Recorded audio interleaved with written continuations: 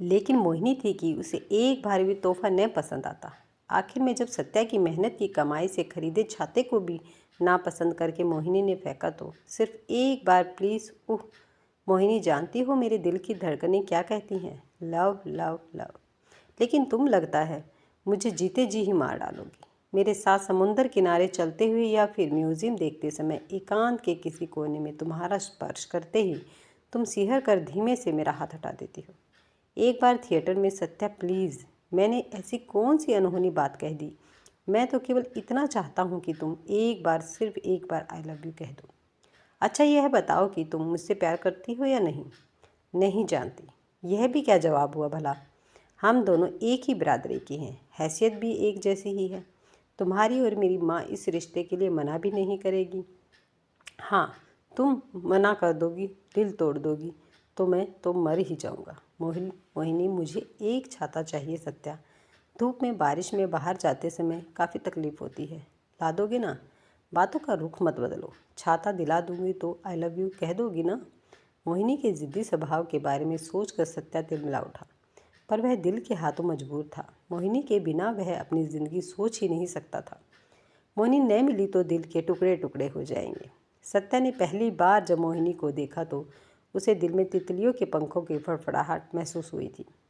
उसकी बड़ी बड़ी आंखें, सीधी नाक, ठुड्डी पर छोटा सा तिल, नमी ये सुर्ख गुलाबी होठ। लगा मोहिनी की खूबसूरती का बयान करने के लिए उसके पास शब्दों की कमी है। मोहिनी से पहली मुलाकात सत्या की किसी इंटरव्यू देने के दौरान हुई थी। मिक्स कंपनी में सेल्समैन व सेल्स गर्ल्स की आवश्यकता थी। वहाँ दोनों को नौकरी नहीं मिली थी। कुछ दिनों बाद ही एक दूसरी कंपनी के साक्षात्कार के समय उसने दोबारा मोहिनी को देखा था। गुलाबी सलवार कमीज में वह गजब की लग रही थी। कहीं यह वो तो नहीं? ओह वही तो है। उसके दिल की धड़कनें बढ़ गई थी। मोहिनी ने फिर भी उसे देखा। बेस्ट ऑफ लक, सत्या ने कहा। उसकी आंखें चमक उठी, गाल सुर्ख गुलाबी हो उठे। Thank you. मोहिनी के होठों से ये दो शब्द फूल बनकर गिरे थे। यद्यपि वहाँ की नौकरी को वह खुद न पा सका, पर मोहिनी पा गई। माइक्रो ओवन बेचने वाली कंपनी प्रदर्शनी में जाकर लोगों को ओवन की खूबियों से परिचित करवाकर उन्हें ओवन खरीदने के लिए प्रेरित करने का काम था। सत्या ने नौकरी मिलने की खुशी में मोहिनी को आइसक्रीम पार्टी दे डाली। मुलाकातों का सिलसिला बढ़ता गया। छुट्टी के दिन वह काम पूरा करने के बाद मोहिनी की शाम सत्या के साथ गुजरती। सत्या का हंसमुख चेहरा, मजाकिया बातें, दिल खोल कर हंसने का अंदाज मोहिनी को भा गया था।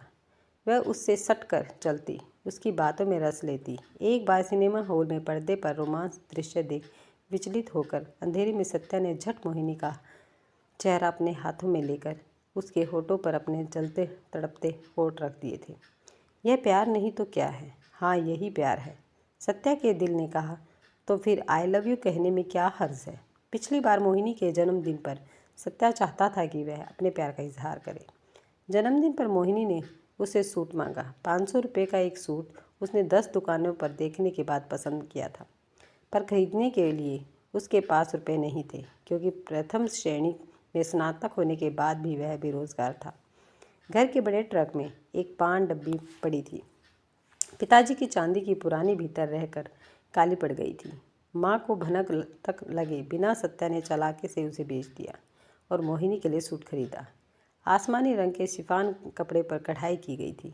सुंदर बैल बूटे के साथ आगे की तरफ पंख फैलाया मोर। सत्या को भरोसा था कि इस उपहार को देखकर मोर की तरह मोहिनी का मन मयूर भी नाच उठेगा। उससे लिपट कर वह थैंक यू कहेगी और आई लव यू कह देगी। इन शब्दों को सुनने के लिए उसने कान कितने बेकरार थे, पर उसके उपहार को देखकर मोहिनी के चेहरे पर कड़वाहट व झुंझलाहट के भाव भरे हुए थे। यह क्या सत्या, इतना घटिया कपड़ा, और देखो तो कितना पतला है, नाखून लगते ही फट जाएगा। यह देखो, कहते हुए उसने अपने नाखून उसमें गड़ाए और जोर देकर खींचा तो फट गया। सत्या को लगा था यह कपड़ा नहीं, उसके पिताजी की पान डब्बी व माँ के सर्टिफिकेट दोनों तार तार हो गए। कितने का है? मोहिनी ने पूछा। तुम्हें इससे क्या, रुपए कहाँ से मिले?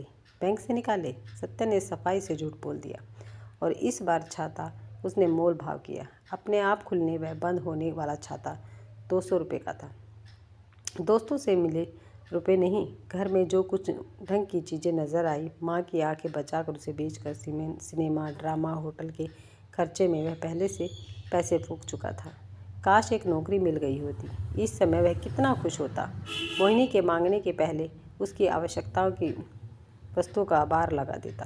चमचमाते जूते पर धूल न जमे, कपड़ों की क्रीज न बिगड़े। एक अदद सी नौकरी, बस उसे और क्या चाहिए।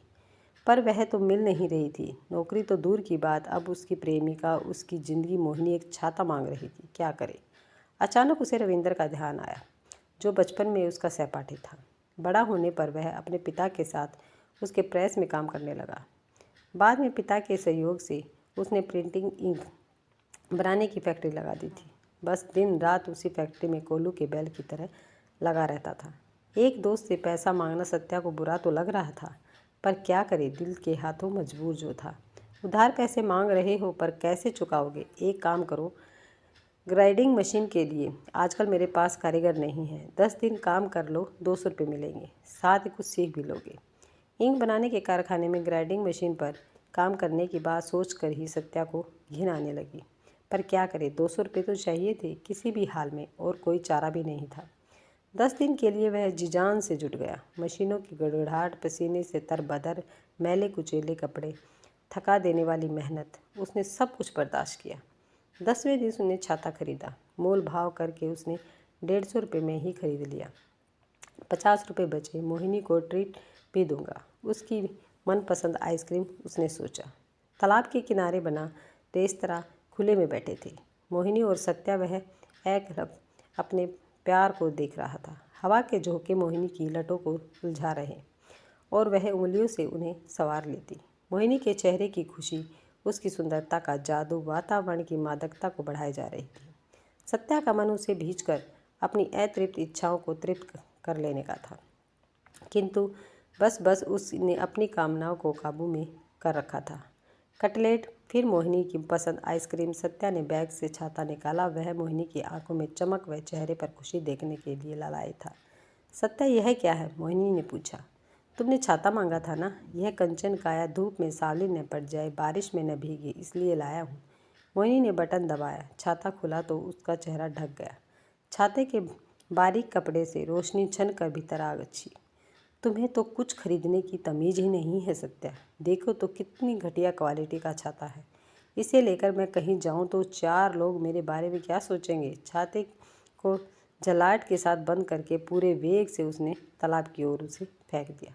छाता नाव में टकरा कर पानी में डूब गया। सत्या उसे भौचक होकर देखता रहा। क्षण भर वह खड़ा हुआ, कुर्सी ढकेल कर दौड़ा पड़ा। सीढ़ियाँ उतर कर नाव के समीप गया। नाव को हटाकर उसने पानी में हाथ डालकर टटोला। छाता पूरी तरह डूब गया था। हाथ पैर से टटोल कर थोड़ी देर की मशक्कत के बाद वह उसे ले आया।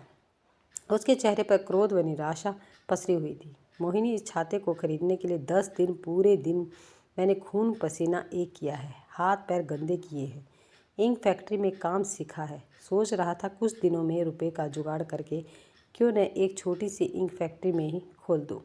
कितने अरमानों से इसे खरीद कर लाया था। तुमने मेरी मेहनत को, मेरे अरमानों को बेकार समझकर फेंक दिया। I am sorry, very very sorry Mohini.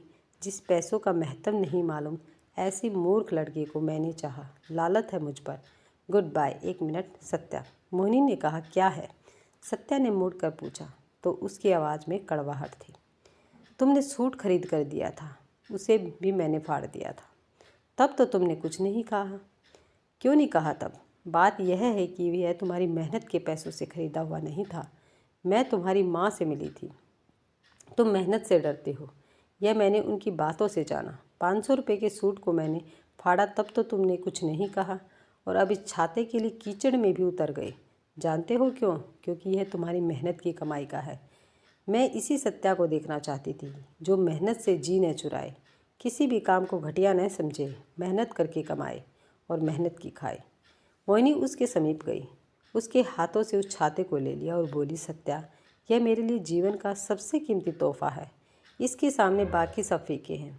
अब तुम मुझसे नाराज़ तो नहीं हो?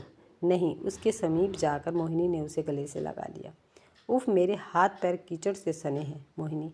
कोई बात नहीं, एक चुभन दोगे क्या? I love you Satya. Satya के दिल में तितलियों के पंखों की फड़फड़ाहट का एहसास उसी तरह से हो रहा था जैसे उसने पहली बार मोहिनी को देखने पर अपने दिल में महसूस किया था। अगर आपको ये वीडियो पसंद आई है तो वीडियो को लाइक, शेयर और सब्सक्राइब करना ना भूलें।